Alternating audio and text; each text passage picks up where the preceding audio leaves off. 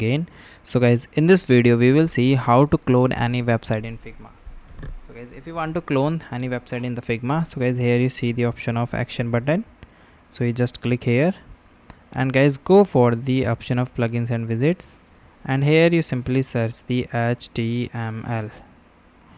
Okay, now guys, here you see the option of HTML.to design, so you just click on it. Okay, now guys, it asks the URL of the website, so you just copy the URL. So currently we are using the apple.com URL. Here is the theme and color, and if you want to change it, so you just go here, also change its viewports, your light and languages. Simply close it and click the option of import.